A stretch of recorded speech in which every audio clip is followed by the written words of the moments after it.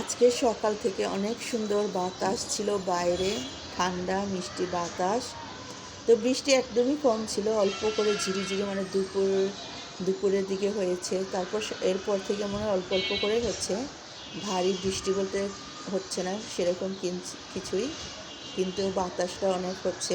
তো সকালের বাতাসের সময় যেমন খুব সুন্দর লাগছিল, ঠিক তেমনি এই যে সন্ধ্যার বাতাসটাও কিন্তু অনেক বেশি সুন্দর লাগছে।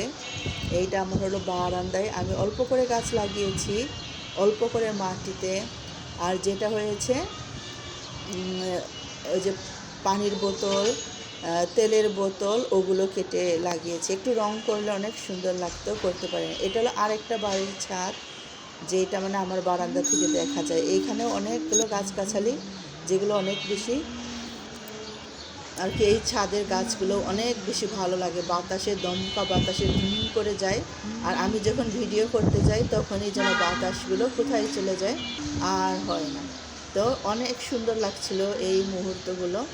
আজকে আমাকে একদম সারাদিন কানাওয়ালা ধরার মতো আমি ঘুরে ফিরে শুধু বারান্দাতেই যাচ্ছিলাম, আর আমার ঘরের কোনো কাজই করা হচ্ছিল না আজকে। সত্যি বলতে আসলে আজকে কোনো কাজ করা হয়নি।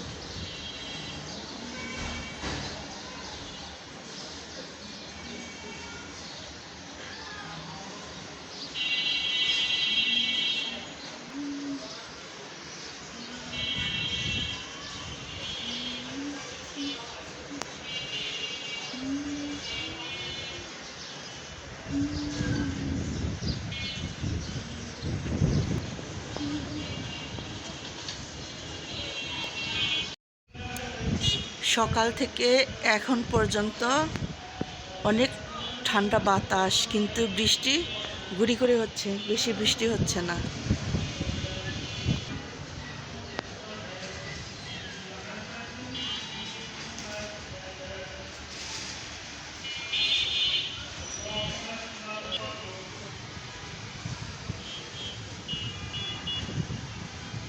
বাতাসে অনেক কষ্ট করছে।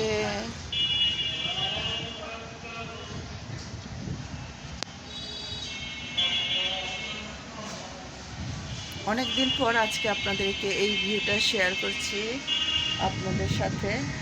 আকাশ কিন্তু একদম মেঘে ভরা, একদম মেঘাচ্ছন্ন আকাশ, কিন্তু বৃষ্টি হবে রাতে, নিশ্চয়ই অনেক ভারী একটা বৃষ্টি হতে পারে, কিন্তু ভিডিওতে কিন্তু অনেক সেই অন্ধকারটা আসছে না এত যে।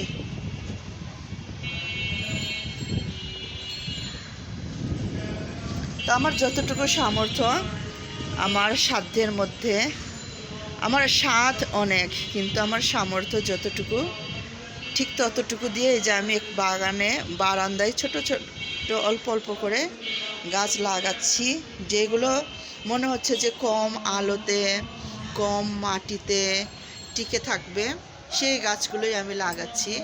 আর এই যে পুঁইশাকগুলো দেখতে পাচ্ছেন, এগুলো না বীজ থেকে হয়েছে। পুঁইশাক কিনে নিয়ে আসছিলাম বাজার থেকে, তারপর ওটা কেটে আমরা রান্না করেছি। শক্ত যে ডাঁটা থাকে সেটা আমি পুঁতে দিয়েছিলাম, সেই ডাঁটা বড় হয়ে অনেকগুলো বীজ দিয়েছিল। তো আমি প্রথমে বুঝি নাই, বীজগুলো ফেলে রাখছি, পাখিগুলো এসে খেয়ে খেয়ে গেছে।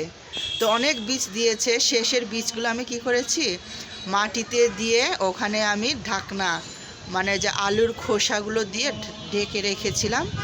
তারপর বীজগুলো থেকে চারা হয়েছে, তার আগে কিন্তু একটাও চারা হয়নি, সব পাখি খেয়ে চলে গেছে। ঢাকনা পাওয়ার পরে এই বীজগুলো থেকে চারা আসছে।